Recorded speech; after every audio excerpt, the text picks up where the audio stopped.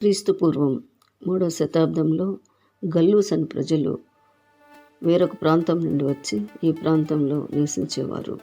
తర్వాతి రోజులలో వీరిని గలతీయులు అన్నారు. టర్కీ దేశంలో ఈ ప్రాంతం ఉంది. ఇది రోమా సామ్రాజ్యంలో భాగంగా ఉంది. ఈ పత్రికను అపోస్తలుడైన పౌలు గారు రాశారు. కాలము క్రీస్తు శకం 48-56 మధ్య. అధ్యాయంలో 6, వచనములు 149. ఇందులో ముఖ్యాంశము ధర్మశాస్త్రం వలన కాదు, యేసుక్రీస్తు వలననే రక్షణ. నీతిమంతుడు విశ్వాస మూలంగా జీవించును. యూదులు ధర్మశాస్త్రంలోని ఆజ్ఞలు పాటించేవారు.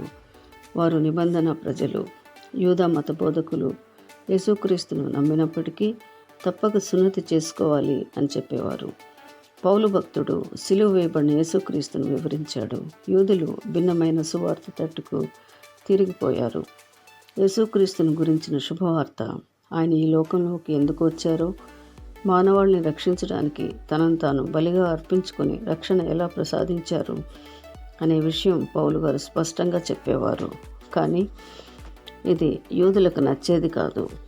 మేము ప్రకటించిన సువార్త కాక మరి ఒక సువార్తను ఎవరు ప్రకటించినా కూడా, ఏ దూత ప్రకటించినా వాడు శాపగ్రస్తుడవుతాడు.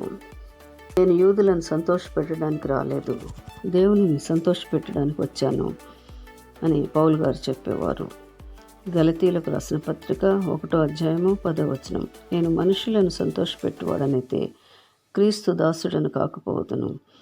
ఒకసారి నేను కూడా నా వ్యక్తిగత జీవితంలో మనుషులను సంతోషపెట్టడానికి ప్రయత్నించి ఎంతో నష్టము, నిందలు తెచ్చుకున్నాను. కావున ఇది విశ్వాసులకు తగదు. పౌలు గారు తన 2వ మిషనరీ యాత్రలో అనారోగ్యం వలన గలతీయలో ఉండిపోయారు. అలుపెరుగని ఆయన స్వార్థ ప్రచారం వలన గలతీయ ప్రాంతంలో అనేక సంఘాలు ఏర్పడినవి. పొంతు, కప్పదొకియ, బితూనియా, అంతియొకయ, పిసిదియా మొదలగునవి. ఈ పత్రికలో పౌలు గారు తన జీవితంలో సిలువను ఎలా అనుభవించారో రాశారు. గలతీ 2వ అధ్యాయము 20వ వచనం. నేను క్రీస్తుతో కూడా సిలువ వేయబడి ఉన్నాను. ఇకను జీవించువాడని నేను కాను, క్రీస్తే నా యందు జీవించుచున్నాడు. 5వ అధ్యాయము 24వ వచనం. క్రీస్తు యేసు సంబంధులు శరీరమును దాని ఇచ్చలతోనూ దురాశలతోనూ సిలువ వేసి ఉన్నారు. 6వ అధ్యాయము 14వ వచనం. నాకు లోకమును లోకమునకు నేనును సిలువ వేయబడి ఉన్నాను. 6వ అధ్యాయము 17వ వచనం. క్రీస్తు యొక్క ముద్రలు నా శరీరమందు ధరించి ఉన్నాను. నీతిమంతుడు విశ్వాస మూలంగా జీవించను. 3వ అధ్యాయము 6వ వచనం.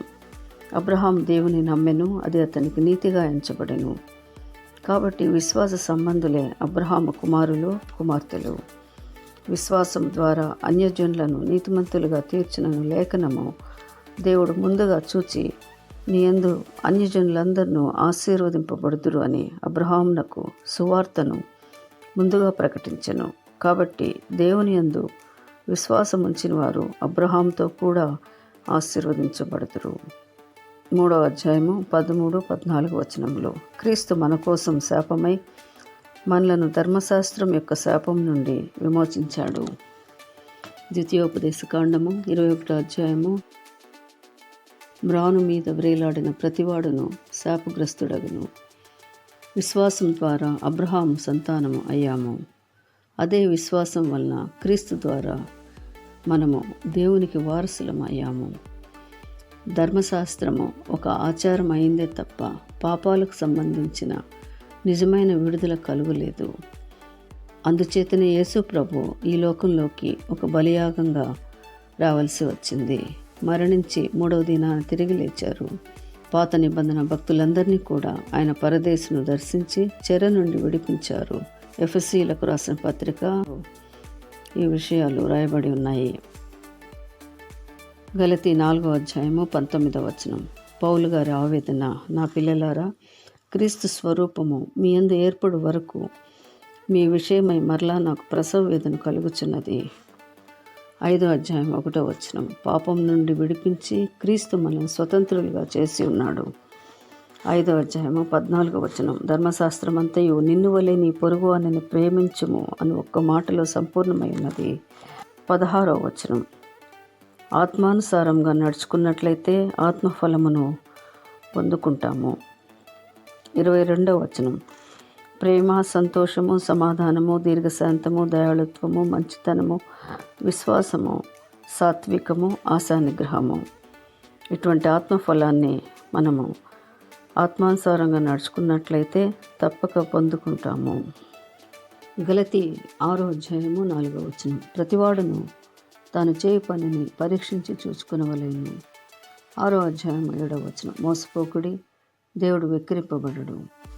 6వ అధ్యాయం 8వ వచనం, శరీరేచ్ఛలను బట్టి విత్తువాడు క్షయమని పంట కోయును, ఆత్మను బట్టి విత్తువాడు నిత్య జీవము అని పంట కోయును. ఇందులో ఎక్కువగా విశ్వాసము, కృప, రక్షణ, స్వాతంత్రము అనే విషయాలు కనబడతాయి. మార్టిన్ లూథర్ గారు విశ్వాసం ద్వారా మాత్రమే ఒక పాపి నీతిమంతుడుగా తీర్చబడినని నమ్మాడు. మార్టిన్ లూథర్ గారి రక్షణకు, ఉజ్జీవానికి ఈ గలతీ పత్రికే కారణం. ఈ ఛానల్ మీకు నచ్చినట్లయితే లైక్ చేయండి, సబ్స్క్రైబ్ చేయండి, ఇతరులకు షేర్ చేయండి. దేవుడు మిమ్మల్ని ఆశీర్వదించునుగాక.